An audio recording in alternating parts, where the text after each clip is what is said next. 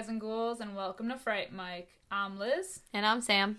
And for today's spooky shenanigans, we're going to be continuing our theme of the month, Home Sweet Homicide, with a fright fave. We're going to be dissecting The Strangers. Alright, so The Strangers came out in 2008, currently sitting at a 6.2 out of 10 on IMDb. And a devastating 48% on Rotten Tomatoes. What is up with that? I have 48%. No idea. That's ridiculous. This movie shook the world when it came to, like, home invasion movies. This, no, I can't even talk about this. It's my favorite home invasion movie. And I feel like, because, I rewatched it recently, and it still holds up. I mean, it is creepy. It definitely holds up, especially, like, everything about this movie is so good. 48%, I can't even get past it. Just the soundtrack alone, the use and like the use of sounds and the lack of sounds is fantastic. Yeah. Oh my god. I don't know what people are thinking. That's crazy. I know. Whatever. We're going to be spending the remainder of the episode containing my thirst for Scott Speedman. Oh, I know. Him in a suit. My god. Yeah, so let's get into it. The movie opens and it says it's based on a true story. Every movie that says based on true events, there's like a tiny little bunny rabbit turd nugget of truth to that. So I actually watched a YouTube video about the actual case that it was based on, and there are almost no similarities except that it happened in a cabin. So, yes and no. Yes and no. Yeah. But, yeah, it basically starts off with stats like that, and the narrator tells us, like, on February 11th, 2005, James and Kristen returned to James's family summer home after leaving a friend's wedding reception. Basically, events unfolded. Yes, shit went down. But it kind of pans, like, the camera pans over onto it's daytime and... in suburbia. Yeah, and there's, like, these, like, two boys walking through the neighborhood, and they kind of look over, and you see, like, there's a car in a driveway with a smashed windshield, and the obvious doors signs open. Of a struggle. Yeah, like, some shit went down. And that's how we opened the movie. Yeah, it's basically, like, we see these boys looking at all this carnage, and we hear over it is a 911 call of this woman hysterical, basically saying, oh, there's blood everywhere, like, it's crazy, and so that's how we're introduced to everything. So then it cuts to our main characters, James and Kristen, coming home from a friend's wedding. It's a little weird because they're in the car driving in complete silence. They're looking a little upset. And yep. She's obviously been crying. There's like a little wet tear trail on her cheek. It's Aukies. So we're like, okay. And then we come to find out that at the wedding, James tried to propose to Kristen. Which, shame on him. How fucking tacky. I'm upset with her, too. I'm on her side on this. I would have said no, also. You don't propose to someone at someone else's wedding. You're stealing their thunder. Right. Listen here, James. Do better. Be better, You're okay? hot, but do better. Right. You're better than this, man. Like, and it's super awkward because while we're kind of understanding what's going on with the, proposal gone wrong, they walk in and there's rose petals everywhere and there's candles lit and champagne, and it's like, ooh, this did not go down the way he thought. Yeah, it's like really it draws out so long too. Like, it's really depressing. Like, it's quiet. You kind of like, she definitely, they didn't show her saying no, but she said no, and they kind of come back to the planning. The events that could have unfolded, which was like the house was decorated, there was like a fire lit, like the rose petals everywhere, there's champagne and everything, and it's like, oh, so awkward because now they're stuck in this cabin together. Yeah, and it's so quiet for so long. Like, they barely speak in the beginning because it's just so, like, rough. Yeah. Hashtag awkward. do Kill me, I said hashtag. Where do you go? Where do you go from there? Like, right, there's just... You're stuck there, and clearly they're both uncomfortable and upset, and just, it's really devastating to watch. Like, yeah. I mean, and it lasts for so long. Yeah, and, like, they sit together at the table, and he, like, kind of is like, you need to keep the ring. I can't take it back. Like, you need to take it. And it's, like, that's even more awkward, because I was like, oh, yeah. Oh, God. They pop a bottle of champagne, too, and share it, which... He's just eating ice cream out of it. Right, He's essentially. in full depression mode. It's like me in 7th grade when my my non-existent boyfriend didn't say hi to me in the hallways. Yes. Yeah. So then we see James calling his friend to come get him. Mike. His MVP Mike, who I'm assuming is the one that might have helped him set this whole thing up while they were gone. I don't know. I think so, because he says something like, "Ooh, the plan didn't work out." Oh no, that's true. He says it because she's like, "When did you do all this?" And he's like, "Earlier this afternoon. Mike helped me." Yeah. So he calls Mike and gets his voicemail saying, "You gotta come pick me up. There's no way I'm staying in this cabin with her. Like." Yeah, he's like, you're probably drunk right now, but I need you to pick me up in the morning. I need out of here. Yeah. And then it's like, there's more kind of awkward conversation, and it's just sad because they both clearly care about each other, but they're just at this awkward pass, kind of like, what do we do now in our relationship? Yeah, like, they're like, how do we go on from here? Like, you don't know. After something like that happens, it's like, clearly in two different spots in life, and they're just not. Yeah, that's a conversation for another day. But for now, like, they kind of start to dance with each other, and they're feeling a little frisky because apparently sad scenarios make you feel a tingle in your pants, and they're about to like badooz it, and there's a knock on the door, and they're like, "What time?" It's like 4 a.m. Yeah, it's like 4 a.m. So, like an idiot, which we already know James is an idiot, so this whole thing is on you, James. But anyway, he answers the door, and the porch light's not working, and all you see is an outline of a girl, and you can clearly see that there's, like, a mask of some sort sitting atop her head, but you can't see any detail or anything, and she basically just says real quiet, "Is Tamra here?" And he's like, "No, you dummy. Wrong house." Yeah, he is like, no one here by that name, and she kind of just, like, runs off. But she's like, are you sure? Right. He's Are like, you sure? Like, Tamra's code for something? Like, okay. So he closes the door, and the mood is killed, if it wasn't killed already. I don't know when it even got started, but whatever. Huge boner killer, if there was one. So Kristen is like, well, I really want cigarettes. So James uses that opportunity to his advantage to bounce on right out of there. Oh, yeah, you could basically hear the tires squeal in reverse. The second that she mentioned it. Oh, yeah. So he goes and he leaves to get her cigarettes. And while he's gone, there's another knock at the door. Mm-hmm. And now Kristen, being the dumb bitch, she doesn't open the door, but she just kind of quietly like, hello? From the one side of the door. The same bitch. Is Tamra home? She's like, you already came by here. Right, you already came by here. And also, it's 4 in the goddamn morning. Why would you even entertain? I'd be like, what the hell are you doing? Yeah, it could be 2 in the afternoon, and the FedEx guy comes to my door as I'm awaiting a package, and I still hide. I freeze. I pause the TV. I don't even answer the door. No, I don't, because this is the 21st century, and I'm not a psychopath, okay? I'm not answering the door for nobody, even if I know someone's coming. I'm sorry. You let yourself in. Exactly. Like, there's no way. So she does the same shit, like, are you sure? And she takes off. Yeah. So from there...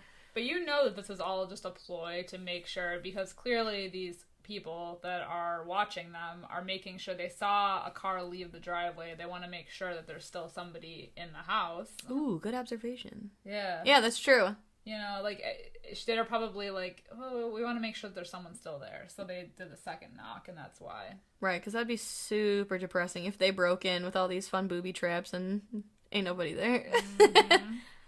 But... anyhow. Well, Kristen is alone in the house still. The fire alarm goes off. The fire alarm alarm goes off, like the room fills with smoke, like someone might have blocked the chimney. Yeah, it's almost like the flue is shut or whatever. Yeah, and while she's like waving the smoke away, there's like more knocking at the door. So she gets a little spooked. She calls James. Yeah, she tries to use her cell phone first, and it's dead. Yeah. So she plugs it in by the fireplace, and she uses the house phone to call him. Oh, yeah. And then she ends up changing into, like, lumberjack chic. Lumberjack chic. Because up until this point, she's still in her... dress. Her dress. I don't know if she was a bridesmaid. I mean, it's a fancy dress for a wedding if she wasn't. Yeah. But, yeah, she changes out of that into her lumberjack chic outfit. Attire. Yes. And she's telling James, like, that she's scared and somebody's messing with her, and then the phone dies. Yeah. So then she kind of wanders on over into the kitchen to grab a drink of water and is kind of standing there. And this scene, which I wish was not on the original poster, but this scene is the best, most horrifying shot, where we see Kristen standing in the kitchen, completely oblivious, and slowly out of the shadows we see a masked man creeping his way out, just standing there. And it's so good because there is no, like, music sting or signifier of any sort like there would be in a normal horror movie. Because this is, like, a jump scare moment. But the silence, it makes you feel a sense of dread. Yeah. Which, from this point on, that's all you're going to feel. Well, it's just alarming because up until this point, like, yeah, they had the bangs, like, outside. The jump scares of the knocks, and then... Now they're in. And now there's, like, no sound, and you're like, how did he get there? And it's just, like, one of those things where, like, you don't notice it right away, and then he just slowly creeps out, and you're like, oh my god. And then you're, like, waiting for her to notice him, and she doesn't. Yeah, it's super creepy. Because she's basically in the kitchen, and while she's filling up her water, she's looking out the window to see what danger is outside. And it's just creepy that the danger is literally in the hallway behind her, like 30 feet from her, and she doesn't see it. And then when she turns back around, he's gone. And it's so, oh my god, that made my asshole clench so hard the first time I saw it. Because I saw this in the theater. I saw it with yes. That's how I remember the poster. Because it was right there. And, like, I just wish it hadn't been on there, though. Because, I mean, then you knew it was going to happen at that point. Yeah. But, like... But the way that they did it, still got you. Yeah, it still does. It's effective. Damn straight it's effective. Holy shit. Because usually, I don't know, you'd think, especially if this was happening to you, like, you would hear something. Yeah. But it's, like, the lack of sound. I mean, it kind of gives it almost, like, an otherworldly sense. Like... Just the silent dread. Exactly. But so then she, after he disappears, she hears more banging. So she grabs a knife. And as she walks to the front door, she notices that the fire alarm that she had taken out of the ceiling to, like, turn it off, she had dropped it on the floor. And she notices that it's been moved from the floor to the chair. And so she's like, oh, shit. Like, something's not right. So she goes to find her cell phone, and it's gone. So... she realizes now there's someone in the house. Yeah, someone's been in the house, and there's kind of, like, noises going on all around her now. She walks up to the window, and she kind of rips the curtain open, and there is the fucking masked man right there, and she screams, like, oh... bloody murder. Oh my god. That's, like, my worst nightmare. Yes. I don't like windows and mirrors for a reason. No, and I'm sorry, if I knew somebody was in the house, I'd... either run out or pick a closet and hide, man. You got the knife. Just corner yourself, and whoever comes at you, just start, slicing and dicing. Yeah. At that point. I don't know, man. I don't fuck around. So, like, it's even creepier because she kind of stumbles back. The record player, it turns on, and it starts, like, skipping, and it's this, like, creepy, like, country music almost. Yeah. I don't know what it is. It's terrifying, though. The front door opens, and this girl in a mask appears, and she goes and runs and hides in the bedroom, and you don't hear anything for a while except the music, and then the record player shuts off. Yeah, so it's clearly somebody's in the house and turned it off. Yeah. But it's James. He comes back. He checks the whole house out. And I think they're in the garage at this point when I think so. Kristen decides to kind of jump up on like a desk and look out the window, and she's just like staring, and he's like, "What are you looking at?" And he jumps up, and they realize that there's the same girl that came to the door is watching them from the street, just like staring. Like there's like a spotlight on her from the street light. And yeah, it's, like, very Exorcist. It's just like so creepy. So James decides that he needs to go to the car to get his phone. Which is interesting because before they go to the garage, we get like a passing shot of the fireplace. And you see her cell phone has been thrown in the fire, but they don't see it. But they don't notice it, yeah. Right. He's like, oh, shit, I left my phone in the car. I gotta go get it. He goes out, sees that the car window, the windshield, fucked. is completely smashed. The car is in destination fucked. Really? So, can't find his phone, not in the car. So they both go back inside, and James finds his phone. In the house. It was there the whole time. Right. Well, they put it in there because then he's mysteriously playing. Right. Which is interesting too because she's in the house. Yeah. I don't. So like, how are they? They're magical, man. I don't get it. Teleporting to all these locations in the house without being heard. It's just so funny because like he's outside looking for his phone, and that little bitch appears again, and he's like, "What the fuck do you want, man?" Yeah. And then he goes inside and sees the phone, and for some reason, his phone being inside. Yeah. After all this is what triggers him. Like, you know what? We got to get out of here. Not the violent banging in the beginning at 4 a.m. Right. So like they decide to get the fuck out. I don't know. I don't understand this scene because his car has obviously taken a nice beating. Yeah. It's destination fucked. But they're in a different car, I think, because it's not all smashed up. I think they're in the same car. Are they? And then because then it shows them out the back window. They're looking at the back window, and then the girl with the like doll mask, or pinup mask. That's when you see like the headlights like coming up, and she smashes into them. That's the dark-haired one, right? Yeah. The pinup girl. The pinup mask lady. So they're basically smashes into them. Yes, they're basically getting fucked from both sides because you got the pinup girl bringing it up the rear with her truck, and then you've got, what did you call him? Sackhead? Sack lunch boy. You got Sackhead right in front of them. Man in front of them. So they bolt from the car and back into the house, and you got the pinup girl still ramming that car to shit as if it wasn't already screwed. I feel like, wouldn't anyone hear this? I mean, I know that they don't have, like, super close neighbors, but, like, would nobody hear that? I don't know. Right. Well, it's also 4 a.m. I mean, if I'm honest, if I hear... sleep through it. Right. I would be like, it's too early for me to deal with this. I don't even think I'd open my eyes, to be honest. Sleep through the whole damn thing. I'm sorry if you're my neighbor. So basically, they go back into the house. James grabs some guns. They head to the bedroom.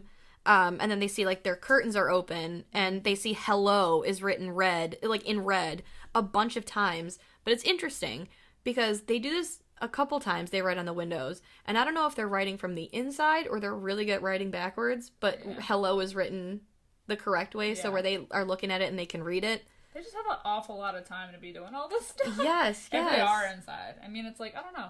Right, and it's just a lot of, like, it's a very carefully crafted dance. Yeah, for 3 people. It's 3v2, basically. Yeah. And it's like this beautiful machine that everything, all the cogs are just moving in the right place to have people moving around each other and not see each other enough to draw hello in red lipstick or whatever it is on the window. Yeah. But yeah, so, like, they got the gun. They kind of are trying to hide. And he's trying to load the gun, and he kind of confesses, because she's like, oh, I thought you said you used to hunt with your dad. And he's like, nope, it was just something I said. Which, now's not the time, James. Again, not my favorite person. Nice to look at, not so great. Right, thank God he's pretty. Character. Yeah. Oh my God. Well, then he loads the gun, they go back out, and the strangers start smashing in the front door. Yeah, with an axe. With an axe. And they try to move. Shining style. Yeah, exactly. Like, here's Sackhead. And so they try to, like, block the front door. What did they move, like, a piano in front of it or something? Like a dresser or a piano. I think it's a piano, because remember at one point he's playing the piano and then emerges and she, like, hides. Yeah. We'll get to that in a second. Yeah. Yeah, they start smashing in the front door. James basically, by the grace of God, manages to load the gun and gets a shot off at the masked man, but he misses, and Sackhead disappears. Punch Boy disappears into the night. So then they hide, and they're listening, and they can hear the people moving about their house. Mm-hmm. And the strangers, they turn that record player on again, and they really do like that country music. They really do. Meanwhile, in the front of the house, James's friend Mike arrives. Yes. Played by Dennis. Yeah. Dennis, for all of you It's Always Sunny fans out there. And this is interesting. I'm going to have to not say Dennis and say Mike, because I feel like I'm going to keep calling him Dennis. Well, it's an interesting role for, oh my god. What is the actor's name? Glenn Howerton? To play. Yeah, because really for once he's not playing a serial killer. Yeah. I don't know. Yeah, so basically, Mike pulls up in a Jeep, and he calls James and is like, hey, I was out and about. It's a little early, but I figured I could, I'd come and scoop you up. And something... And then out of nowhere, just completely, someone just throws, like, a brick at his windshield. And he's like, what the fuck? So, of course, he gets out of his car. And it's like, what? And looking around, no one's around. And then this next scene, this whole scene, my dick went from 6 to midnight and stayed there because it's so well done.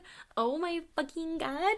So, he kind of hears the country music, and he's like, hey, something's wrong. Yeah. And so he slowly creeps into the house, and he sees, like, all the signs of the struggle. Mayhem. Yes, exactly. Like, absolute fucking mayhem. And the country music is playing still, and, like, all we hear as an audience is the country music, and all of the other sounds are, like, completely hushed out.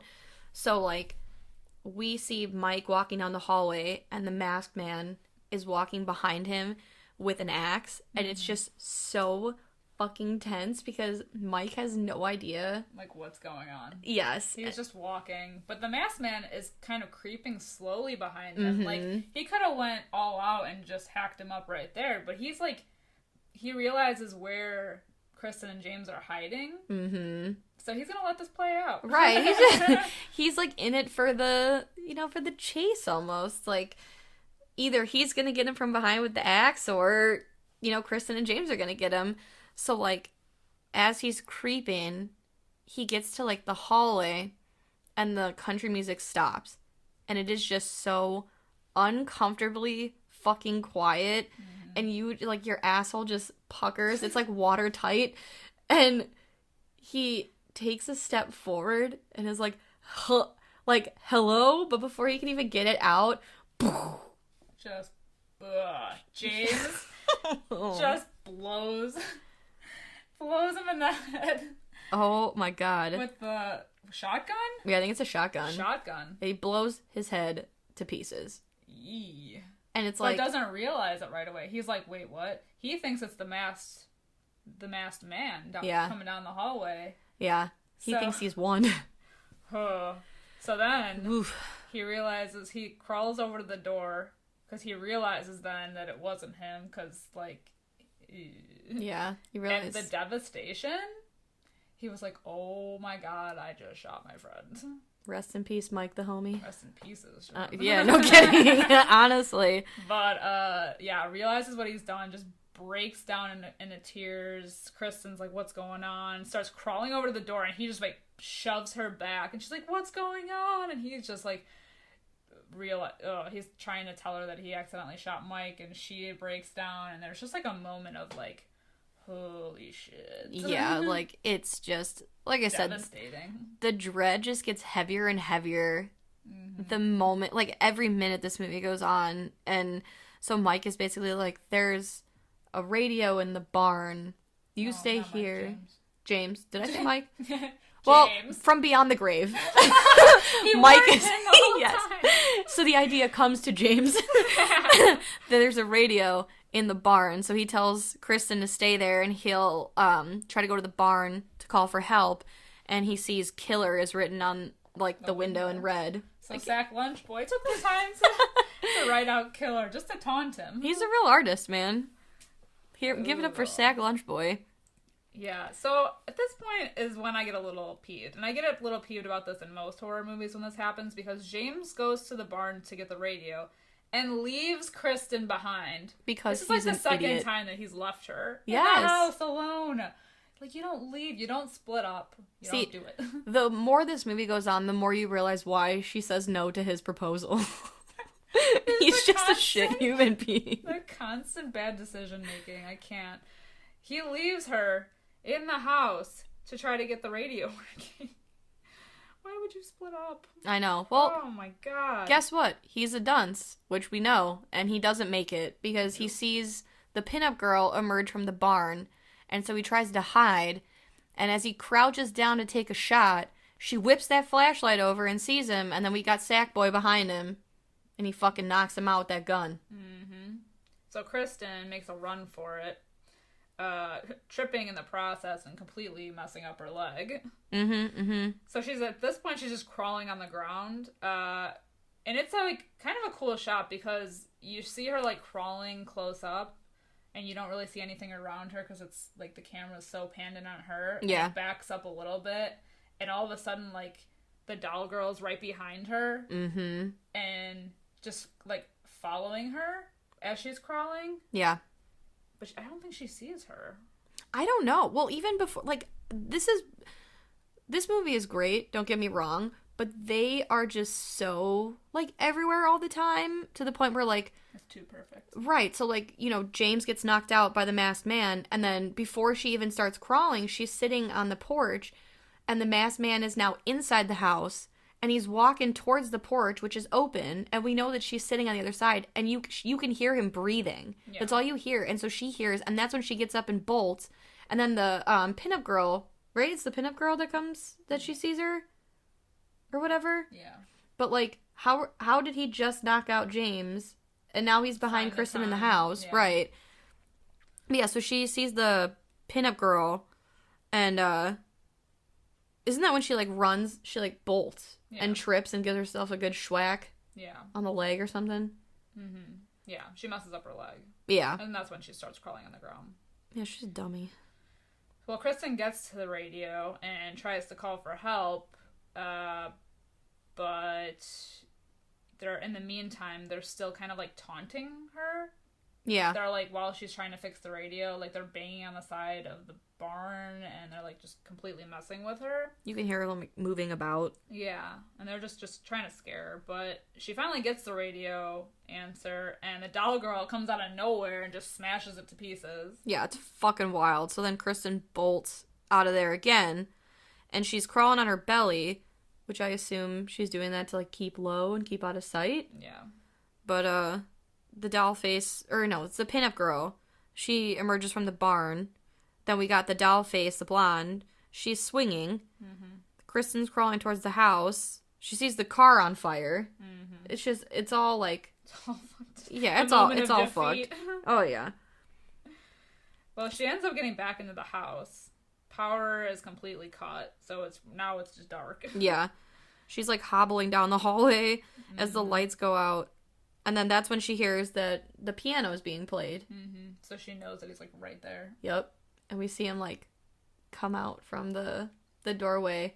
Yeah, but he doesn't see her right away. Because that's when she slips into the pantry. So this is almost like a reverse of the first scene, where he's spying on her in the hallway and she doesn't see him. Now she's behind him and he doesn't see her. Yeah. So she slips into the pantry. Mm-hmm.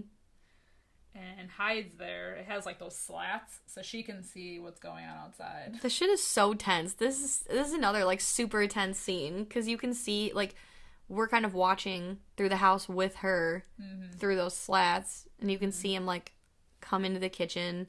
He sits at the table too. Yeah, he's just like sitting there. Yeah, it's almost like he's listening. Yeah. And then he gets up, or and like he knows that she's there. Yes. Maybe, but is just like messing with her. He wants to give her that like false sense of hope that she's doing a good job of hiding. Yeah. But then, so he gets up, and everything's calm, and she kind of feels like she's gonna come out of the pantry, and then bam, doll girl, the doll face. She's right there. Kristen goes screaming. The doll face girl, she kind of grabs a knife, and she's like, first she's like playing with the ring box, but Kristen has the ring on. Yeah. So like when, I think it was when he went to get cigarettes, she put the ring on. Yeah, she put the engagement ring on. So she's kind of like fingering the ring box, and Kristen's like, "Oh, he's gonna kill you," and she starts like twirling this knife that's on the counter and kind of dragging this, and Kristen's kind of asking her like, "Oh, why are you doing this to us?" But she doesn't say anything, and then James, or the masked man, kind of throws James back in the house. Yes, and then they're all there together. Yeah. So then the masked guy knocks Kristen out and drags her, and at this point I kind of was like, because there was like nothing, there wasn't like a whole lot of noise, you can hear the masked guy breathing heavy, and I'm like, man, he needs to work out. Right, literally, like either that or needs to quit smoking. Goddamn, because he's like wheezing. Yeah, at this point. This is heavy. It sounds like me after I'm done walking up the stairs. Just like, but it's great. So then it just cuts to daytime. It's daytime. Oh yeah, it's morning now. And we don't know what ensued the rest of it. I mean, it was already pretty early to begin with. Yeah, but it was 4 a.m. when all these shenanigans started. Yeah, the pinup girl, she rips the blinds open and lets the sun shine in. And James and Kristen are tied to some chairs in... Are they in the kitchen or are they in the middle of the living room? In the living room. I'm not sure. So Kristen is back in her dress from the reception. So they took her out of her lumberjack outfit and put her back in the reception dress. Not sure why, but maybe it's poetic. I don't know. Yeah, probably. So they're all like the three strangers in masks. They're standing in front of Kristen and James. And they're just like having a stare off. And that's when Kristen, it's the famous line, like, "Why are you doing this to us?" And she replies, "Because you were home." Which, I mean... There's no rhyme or reason. And that's what kind of makes this movie terrifying, is that there is no reason to why they're doing this. They just wanted to mess with these people. Right. They picked a house. They picked two people that were home. Crime of opportunity. Just went for it. Yeah. There was no reason. No, not at all. Which is, like you said, it's kind of the scariest thing about this is they didn't target them specifically. It's just they wanted to have a good time, and they happen to be home and answer. You know, so it's interesting because then the pinup girl, not the pinup girl, the doll face girl, no, the pinup girl, she like walks to the other side of the room for some reason. And so it's just the blonde girl and the masked guy. And the blonde girl, she like kneels down, puts her knife down, takes her mask off. Then the pinup girl takes her mask off.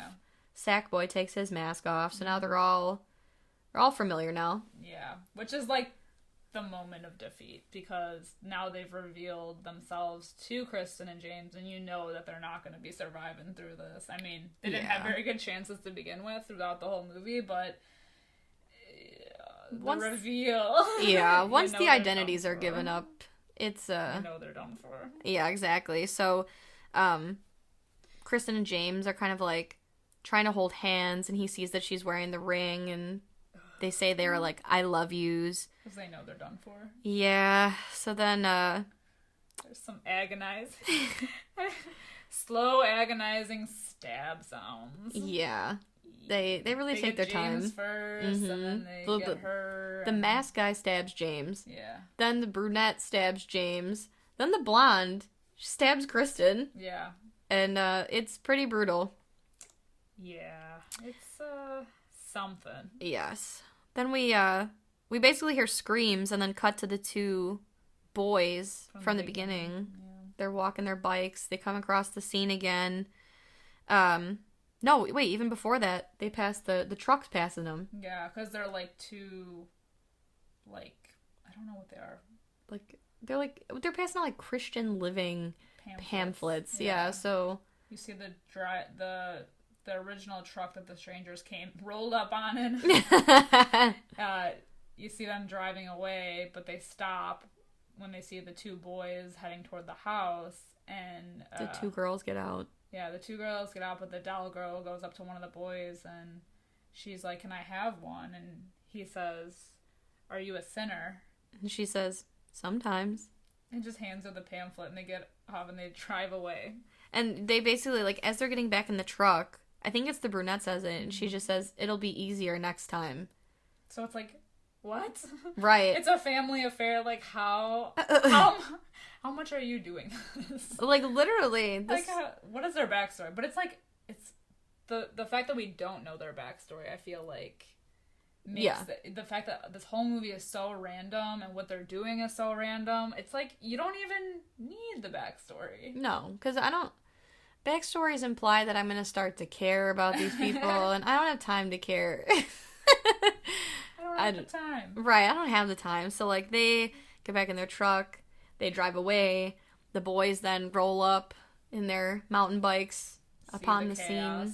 Yep. And then the movie kind of comes to a close, and we see James obviously dead. Mm-hmm. And then the one boy, he sees Kristen, and he goes to, like, reach out for her, and she grabs him and just screams, and then it cuts to the credits.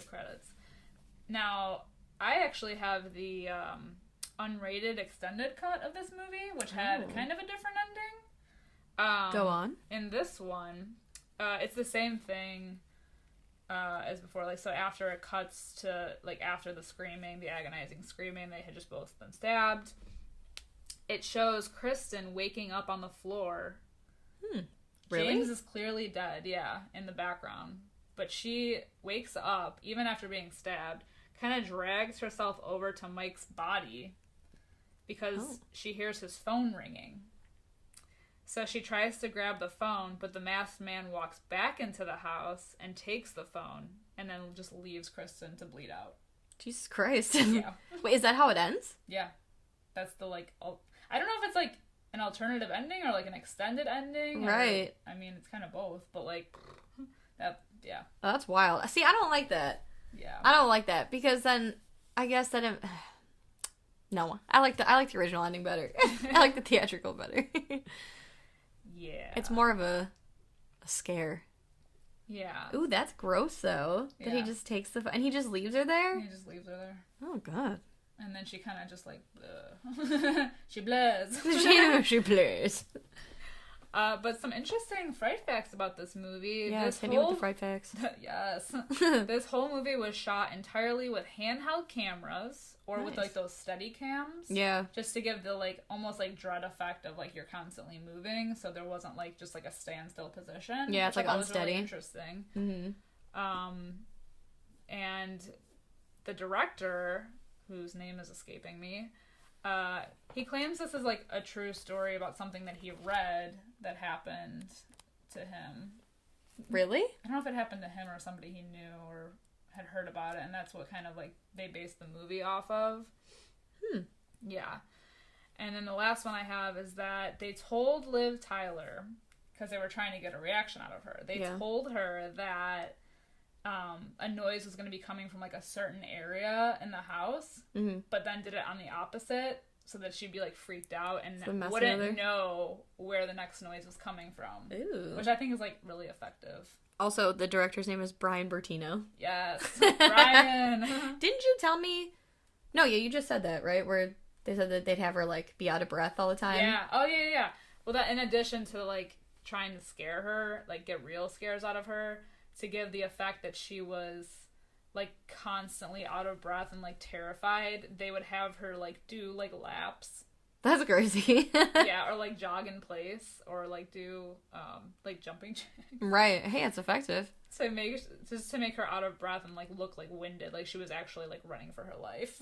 That's crazy. Yeah. I love when you find out stuff about that. Yeah. To rate this movie, Liz, what would you give this movie out of 5?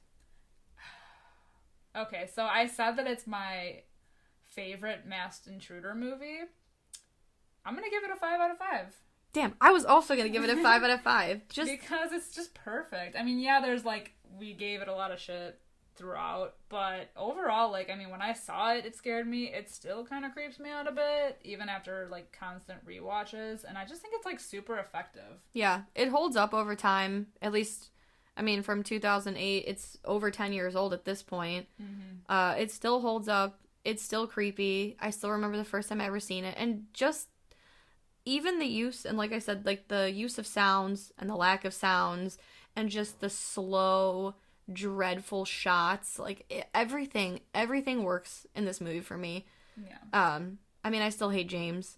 I just but I mean, it's a very short movie, so I think they do accomplish a lot in a short amount of time. Yeah. And I think maybe the length of it doesn't leave a lot of room for error. I think if they had made anything like longer, it would have gone a little south, but yeah.